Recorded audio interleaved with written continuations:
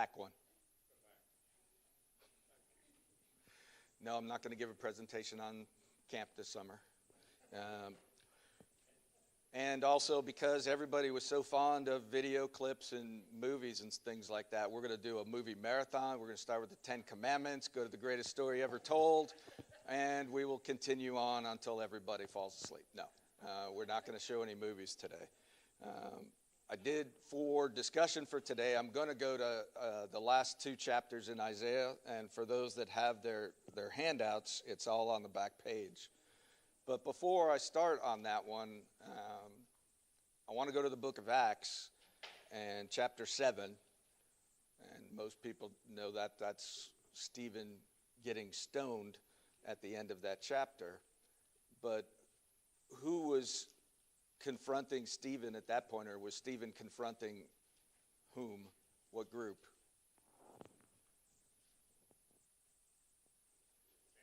Sanhedrin. He was brought before the council, all right, and instead of a trial, turned into him preaching a sermon to them. And so, if you could turn to Acts chapter 7, if you have your Bibles, and we're going to read from 44 down through 50. Acts 7, 44 through 50. And this is, as Larry said, directed towards the council of the Sanhedrin. Our fathers had the tabernacle of testimony in the wilderness, just as he who spoke to Moses directed him to make it according to the pattern which he had seen. And having received it in their turn, our fathers brought it in with Joshua upon dispossessing of the nations, whom God drove out before our fathers until the time of David. And David found favor in God's sight and asked that he might find a dwelling place for the God of Jacob. But it was Solomon who built the house for him. However, the Most High does not dwell in houses made by human hands, as the prophet says, "Heaven is my throne, and the earth is my footstool of my feet. What kind of house will you build for me, says the Lord? Or what place is there for my repose? Was it not my hand which made all of these things?" And so the prophet that he was referring to was Isaiah. And so we're going to go back now, and we're going to stay in 66, the last chapter. If you remember from either the front page with the slide or from the movie we showed last week, how you had the wicked and you had the righteous. And as he built the, not pyramid per se, but as he was bracketing these last chapters, you had the very bottom ones when it was talking about the promise going forward, on the picture here. It's all nations inviting to join God's covenant family, and it's bracketed 56 and 66 are the last 2 of the brackets. If you see on the pages, each one of these sections is also bracketed within each one of the verses. But I want to focus just on the 66th chapter. So 66 verses, the first 2 verses. Somebody has the first 2 verses, can read it better than I just tried from Acts. This is what the Lord says. Heaven is my throne, and the earth is my footstool. Where is the house you will build for me? Where will my resting place be? Has not my hand made all these things, and so they came into being, declares the Lord? These are the ones I look on with favor, those who are humble and contrite in spirit, and who tremble at my word. All right, so compare that to what Stephen quoted. What's the difference there at that second verse?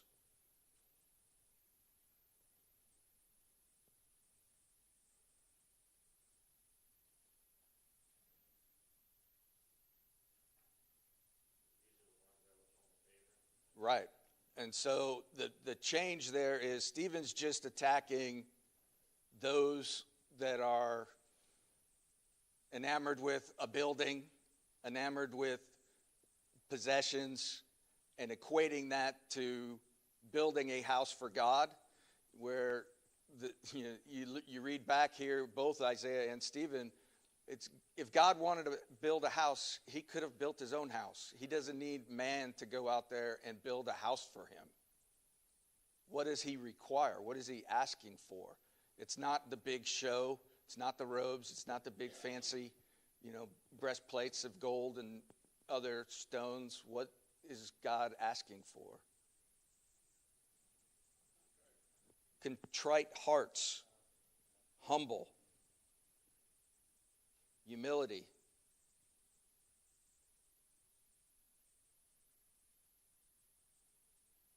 So why is Isaiah ending like this?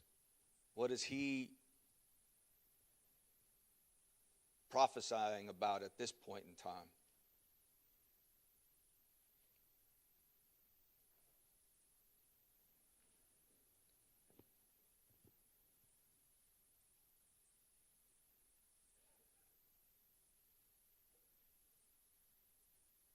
Silence. Say again? Say it again. All right, so at the end here, chapter 66, with the coming judgment, new covenant, what is Isaiah telling the people of Israel? What is he prophesying that's going to happen?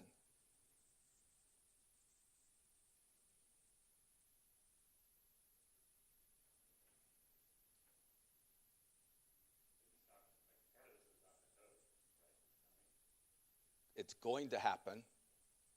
And it's not going to be about a building. It's not going to be about something physical. And it's not going to be in the context of how they worship God, how they brought to meet God.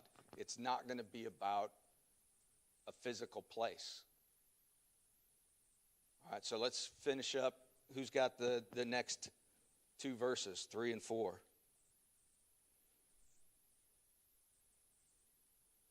All right. But he who kills an ox is like one who slays a man.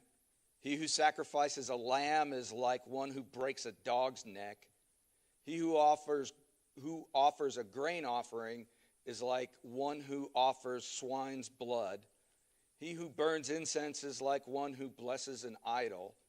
As they have chosen their own ways, and their soul delights in the abominations, so will I choose their punishments. And I will bring upon them what they dread. Because I called, but no one answered. I spoke, but they did not listen, and they did evil in my sight. And he chose that in which I did not delight. So further condemnation here about how Israel and the Jewish nation has turned worship, which was originally instructed, back with Moses, to say, here's the way you're supposed to do things. What was happening now? How were they really worshiping?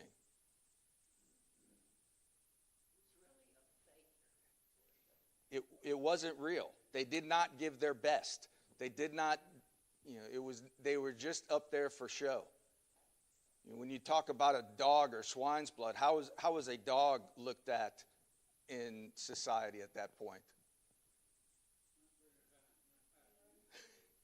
It was, say again, food.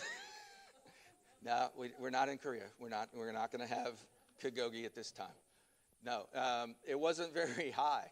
All right, a dog was as low as you could get, and then swine's blood. How were pigs looked at? And now you're talking about swine's blood. And then to equate it to murder, to killing somebody. He is saying all of their worship at that point in time, they're being deceived. They're deceiving themselves that they are actually worshiping God the way that he wanted to be worshiped. They're lying to themselves. Any other thoughts on that condemnation there of the wicked side? What about choosing their punishments? Anybody hear a phrase that ever, might have been uttered by a parent to a child about making their decisions? They made their decisions, now I get to make mine. Or, they made that their bed and now they've got to lie in it. Any other memories that you might have from parents telling you you've got to live with your decisions? I was going to say, so I was reap what you sow.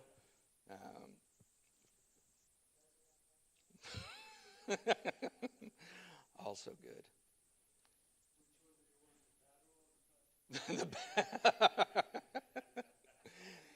So it's coming. The wicked will be judged.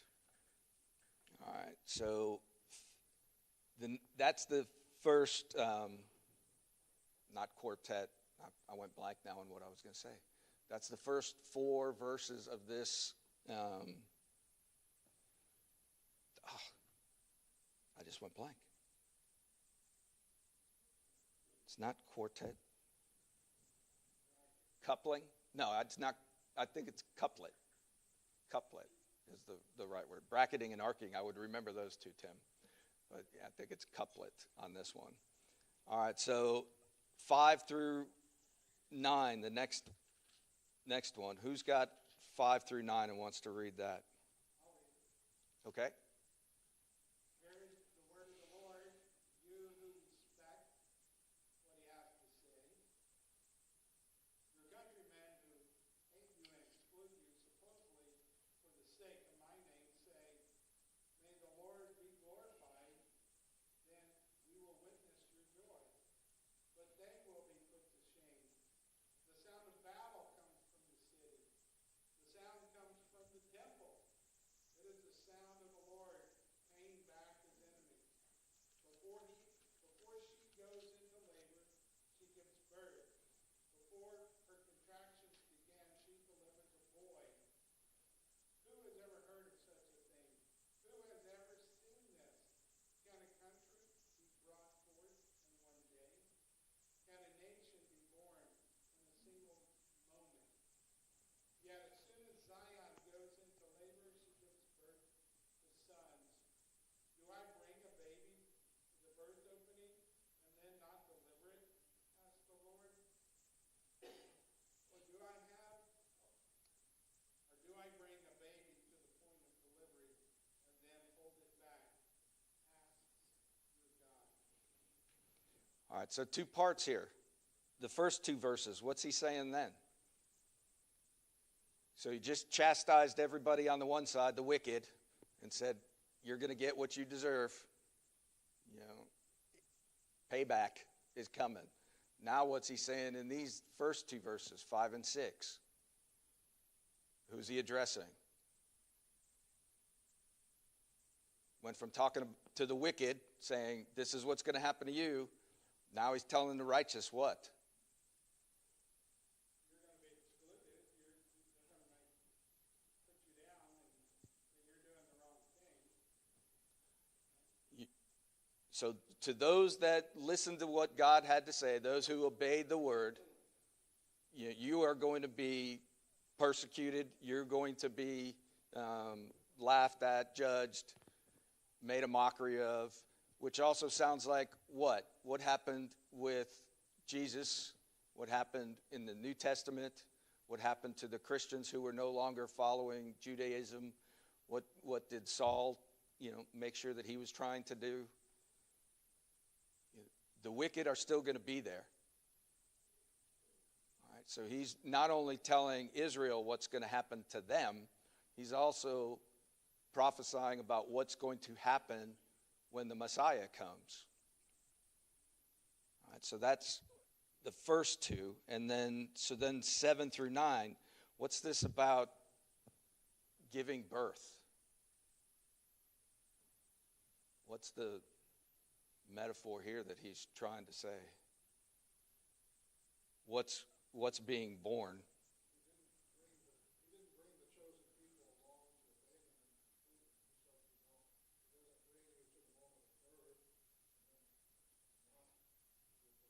Yeah, he's not going to give up completely on Israel, no matter.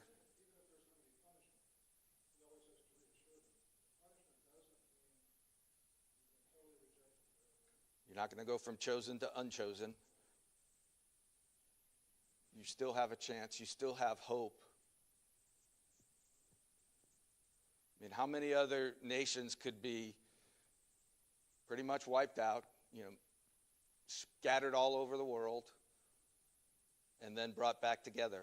Not once, not twice.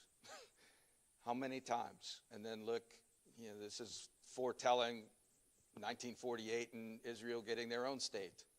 They brought them back. They have their own state. God would not give up on them at any point in time. What else do you see in those verses about being born?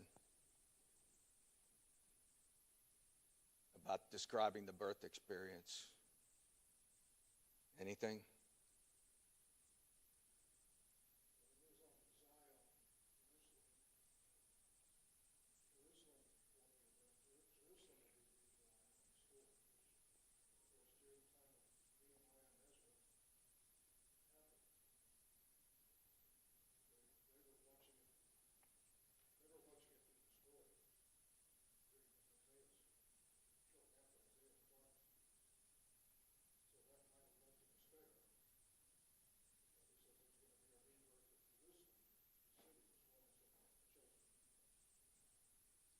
Everybody hear what Clark said? It's going to be the city of Jerusalem as well, Zion, that will be brought back. Even though that it's going to be destroyed, leveled, it will be brought back, and it's a promise at this point.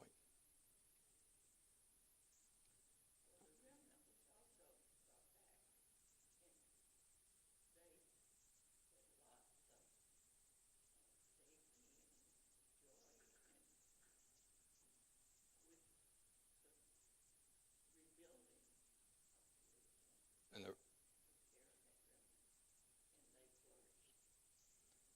God did not abandon them. All right. Let's skip down to verse 15 through 18.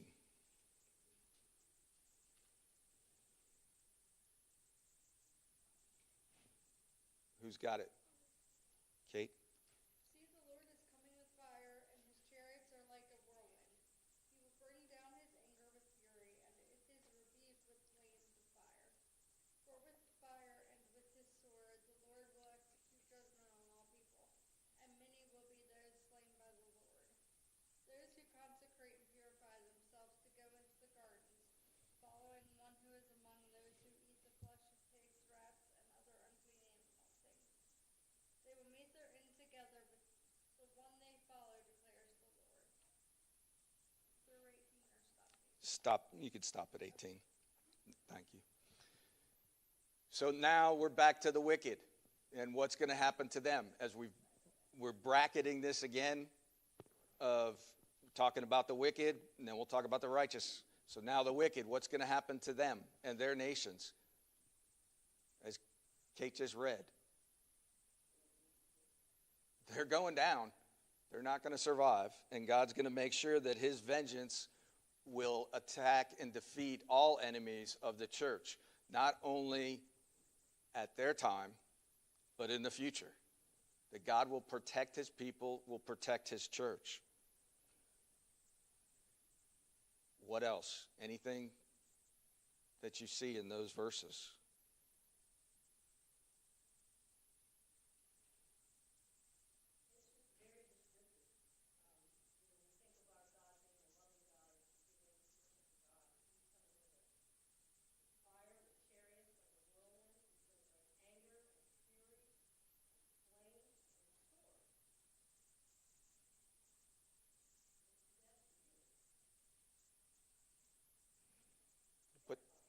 Going to put the hammer down.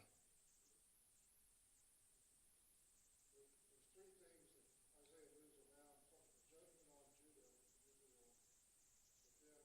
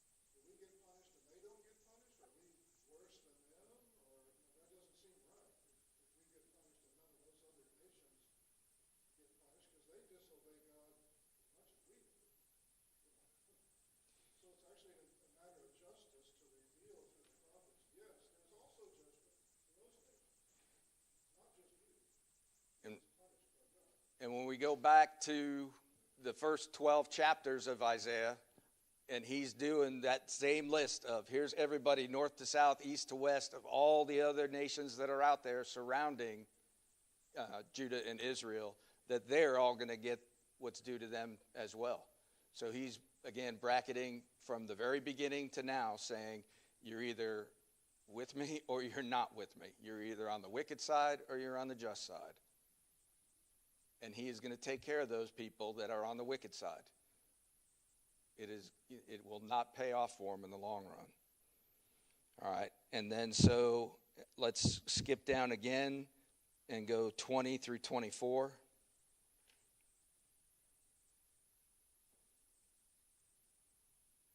Who's got 20 through 24? Jim?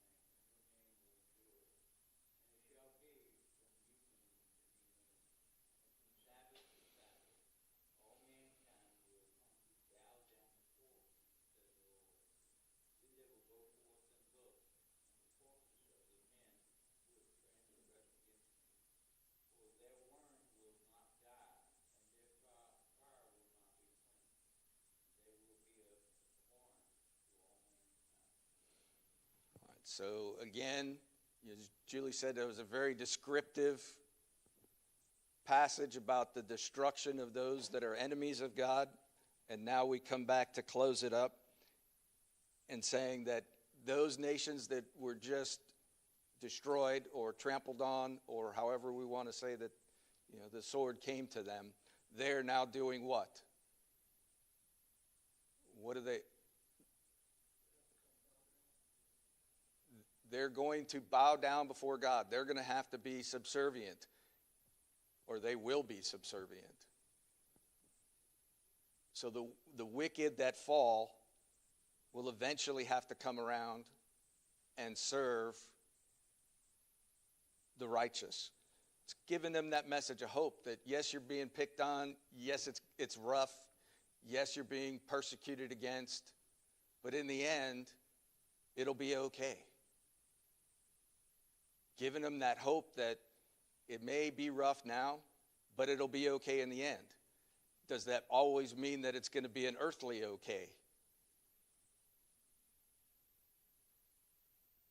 No, it doesn't. It's not always going to be okay for you in the physical sense, but in the righteousness of the long term, that if you do what's right in the long term, you will be rewarded.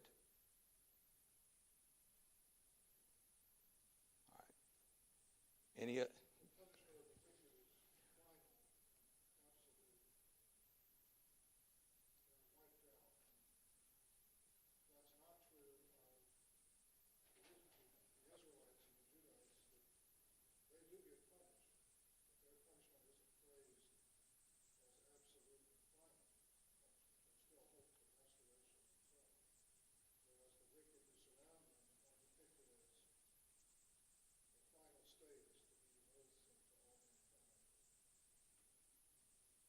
All right, so we have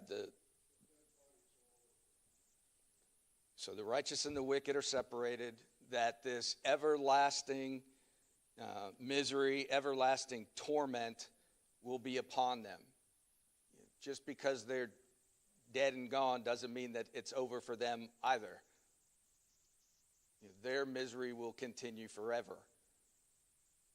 So those that have the freedom of God's grace and the hope of salvation is not just in the terms of, all right, we're going to put a nation back together or things are going to be okay.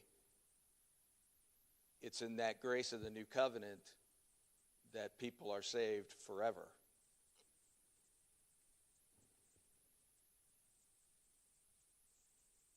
Any other thoughts before I close Isaiah?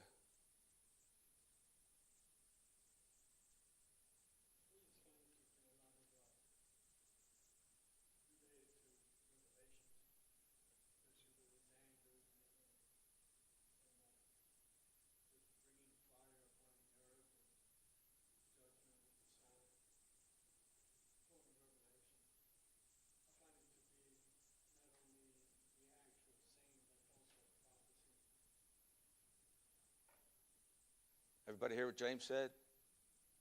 Comparing the end in Isaiah to the end in Revelation, where the judgment of God comes upon all nations at that point in time, and that there will be fire, bringing the sword. It will happen. And Isaiah is writing this, between 6 and 8 centuries before the birth of Jesus. And he's having those prophecy laid out. Well, I appreciate everybody's attention. I know this was not the easiest subject in the world, and we tried to do it in 6 weeks, actually 5, thanks to Grace bailing me out on one week. So thank you all for your attention. I really appreciate it, and hopefully Clay will be able to return to us next week, and he'll pick us up and jump forward to Matthew. So, thanks to all. Jay, thank you for the work and time you put in. Appreciate it. Thanks, Tim.